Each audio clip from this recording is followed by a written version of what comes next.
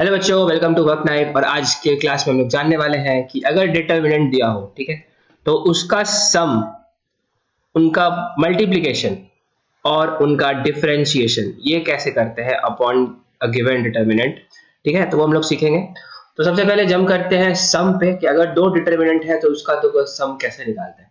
तो let's guys से guys के हमारे पास डेल्टा वन और डेल्टा टू दो डिटर्मिनेंट्स है, जहां की कॉलम टू और कॉलम थ्री दोनों डिटर्मिनेंट्स में बराबर है। ठीक है, कॉलम टू मतलब b1 b2 b3 and c3 is basically c1 c2 c3। ठीक है, तो अगर डेल्टा वन और डेल्टा टू को ऐड करना हुआ, इसका मतलब कि जो रिजल्टेंट डेल्टा बनेगा, ठीक है, वो क्या होगा, उसमें भी C2 और C3, कॉलम टू और कॉलम थ्री एकदम सेम रहेगा।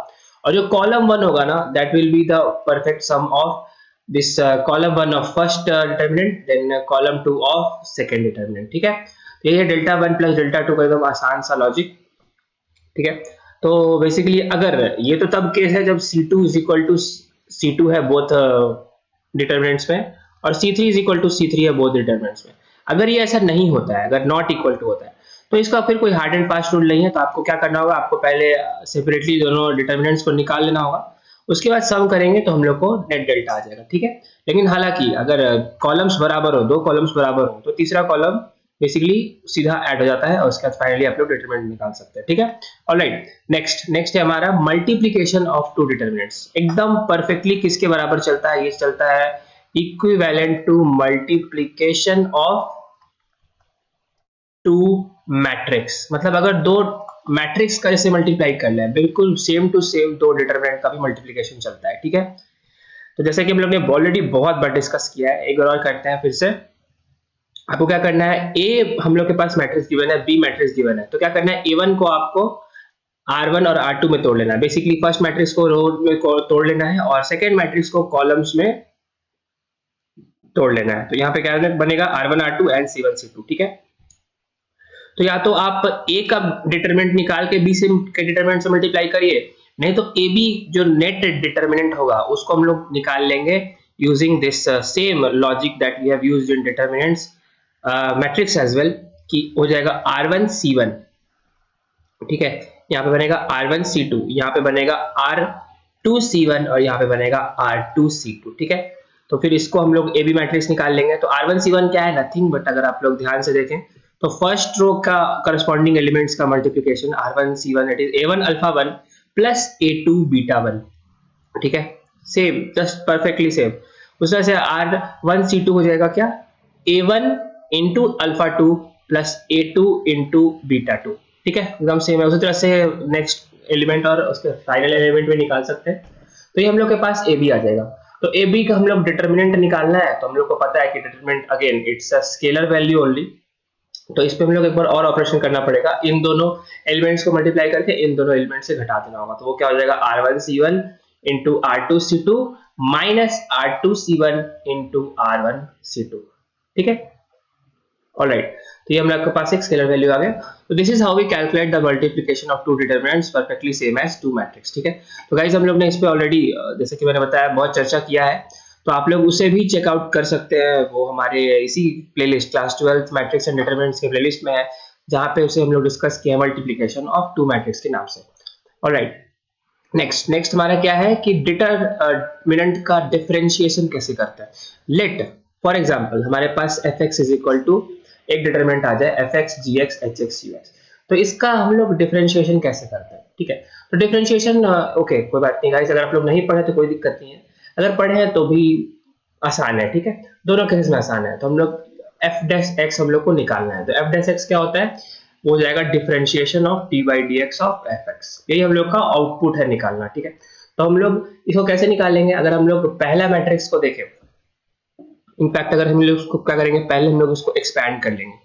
एक्सपैंड करेंगे, इसका मतलब हो जाएगा D by D X of this F x. F x क्या है, F X is the determinant of this 2 by 2 matrix.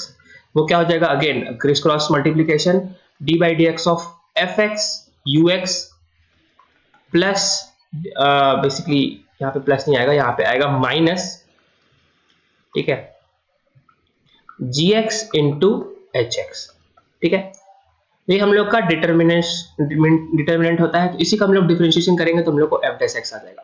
ठीक है, तो ये तो आप लोग को पता ही है कि कोई भी डिटरमिनेंट होता है क्या होता है, वो इनका क्रिस क्रॉस होता है basically f into you minus H into D.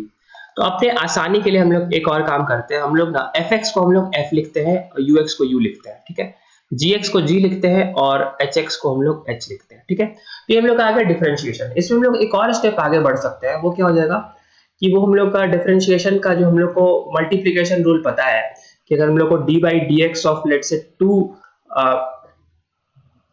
In fact 2 multiplication में अगर हम लोग का चेन रूल चले तो वो क्या होता है, differentiation is equal to u into D V by D X plus v into D U by D x.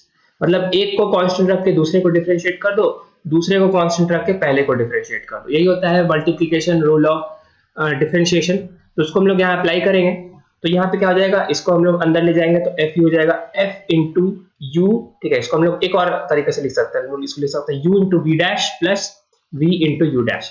तो सेम चीज यहाँ पे आ जाएगा f into U dash plus f dash into U, correct, minus same चीज आपको GS पे करना है g into H dash, right. तो यहाँ पे माइनस से माइनस बाहर रहना देता है, g into H dash plus g dash H. ये हम लोग का क्या आ गया, ये हम लोग का आ गया f डैश x, ठीक है। इसको सेम चीज को हम लोग नेक्स्ट पेज में भी लिखते हैं। तो हमारे पास ये इक्वेशन बेसिकली आ गया जस्ट को डिफरेंशिएट करके। अब हम लोग क्या करेंगे, नेक्स्ट में करेंगे इस टर्म को और इस वाले टर्म को हम लोग करेंगे क्लब, ठीक है।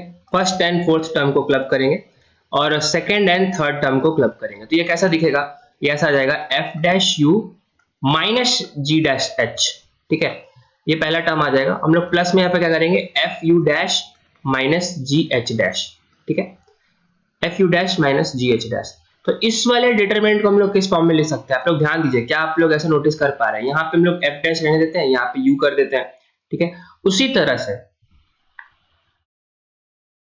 इधर हम लोग जी डैश लिख देते हैं और इधर हम लोग एच लिख सकते हैं, ठीक है। तो क्या अगर आप लोग ध्यान दें तो क्या ये दोनों चीज बराबर है, मतलब यहां से यहां तक मैंने कन्वर्ट किया, क्या are these two same only, आप लोग चेक करके बताइए। बिल्कुल बिल्कुल सेम है, क्यों, क्योंकि इसका क्रिस क्रॉस करेंगे एफ डैश यू का और उसको माइनस करेंगे जी डैश एक्स से, तो यही चीज आएगा, राइट। उसी तरह से सिमिलरली हम लोग यहाँ भी वही चीज कर सकते हैं, एफ को यहाँ कर रहने देते हैं, यू डैश कर देते हैं और इस वाले में जी को रहने देते हैं और यहाँ पे एच डैश कर देते हैं, ठीक है। तो अगर इसका भी हम लोग क्रिस क्रॉस करें तो वो क्या आएगा, F U dash minus G of H dash, ठीक है। तो ये हम लोग का आ गया डिटरमिनेंट।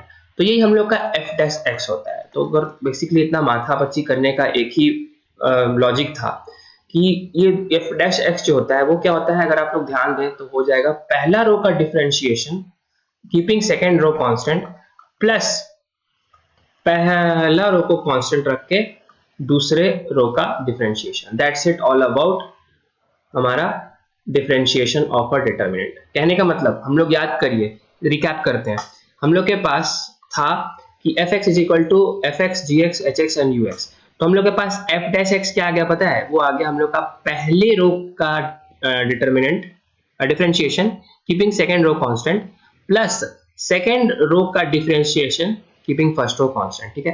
तो इसको आप लोग ऑब्वियसली एक्सपैंड करेंगे तो हम लोग का वही टर्म आएगा जो हम लोग ने शुरू में कॉमन लिया था। तो ये हम लोग का डिफरेंशिएशन ऑफ अ डिटरमिनेंट का रूल है।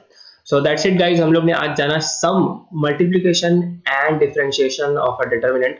तो मिलते हैं गाइस नेक्स्ट वीडियो में जल्दी नए लेक्चर के साथ, तब तक के लिए जय हिंद।